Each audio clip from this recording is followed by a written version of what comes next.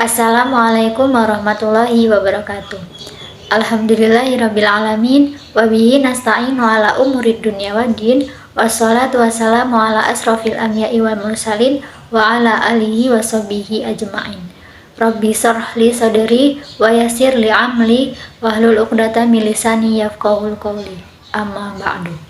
Pertama-tama, marilah kita panjatkan puja dan puji syukur kehadirat Allah Subhanahu wa Ta'ala yang telah melimpahkan rahmat serta hidayahnya sehingga kita dapat berkumpul dalam video saya kali ini.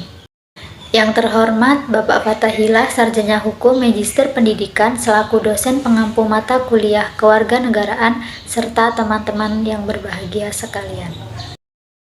Dalam kesempatan kali ini, saya Ulfa Isnaini dari kelompok 2 akan menyampaikan pidato yang cukup singkat tentang reposisi hubungan antar agama dan negara. Karena pada dasarnya dengan adanya reposisi tersebut, terdapat penempatan kembali reposisi awal. Selain itu, kita dapat meningkatkan reposisi tersebut dalam kehidupan sehari-hari. Semisal, agama Islam membutuhkan negara sebagai sarana untuk mewujudkan cita-cita moral atau ajaran-ajarannya yang ada di dalam Al-Quran. Sedangkan negara membutuhkan agama Islam sebagai petunjuk moral bagi semua kehidupan bernegara dan bermasyarakat. Di tengah zaman yang terus berkembang saat ini, penting bagi kita untuk memikirkan kembali hubungan antar agama dan negara. Agama ialah berperan penting dalam membentuk nilai moral, etika, dan keadilan sosial. Di sisi lain, negara memiliki kewajiban untuk menjamin keadilan, keamanan, dan berkelanjutan bagi semua warganya.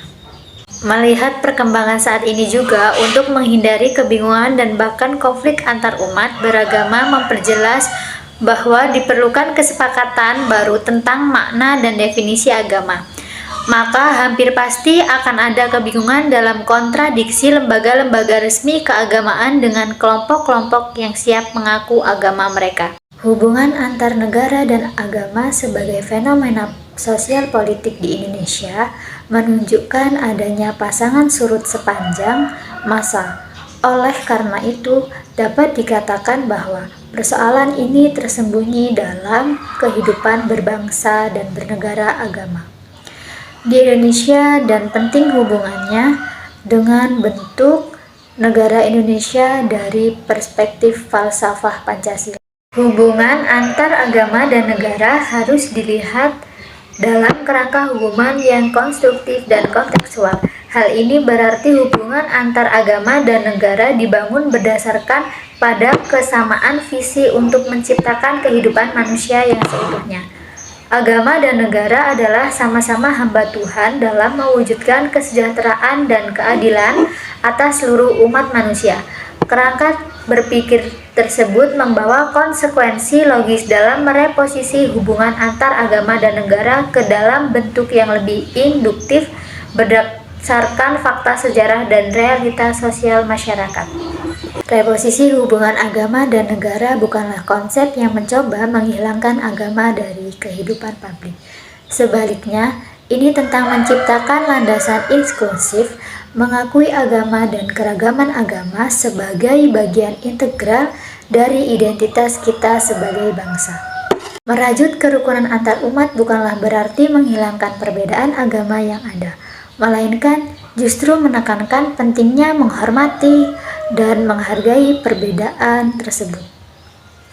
Di negara kita yang majemuk saat ini, keberagaman agama dan kepercayaan merupakan fakta yang tidak bisa diabaikan sama sekali.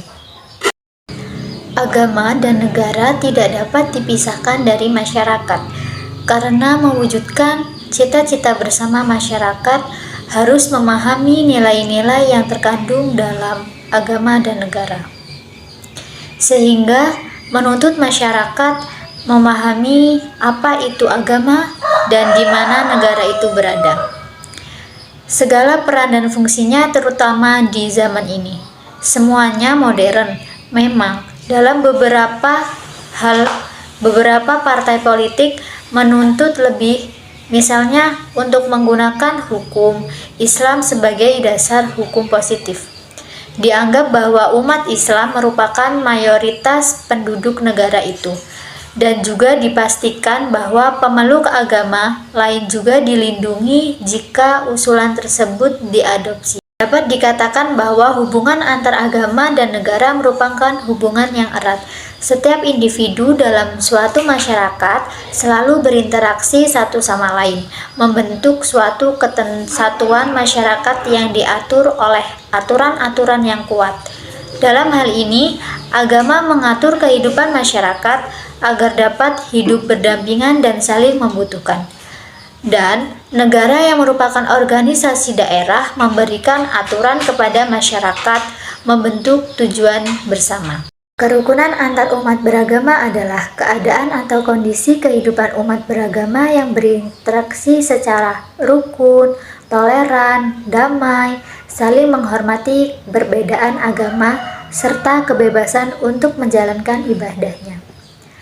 Dalam hal ini, satu agama tidak direndahkan lebih dari yang lain, dan norma-norma agama tidak diganggu atau dilanggar.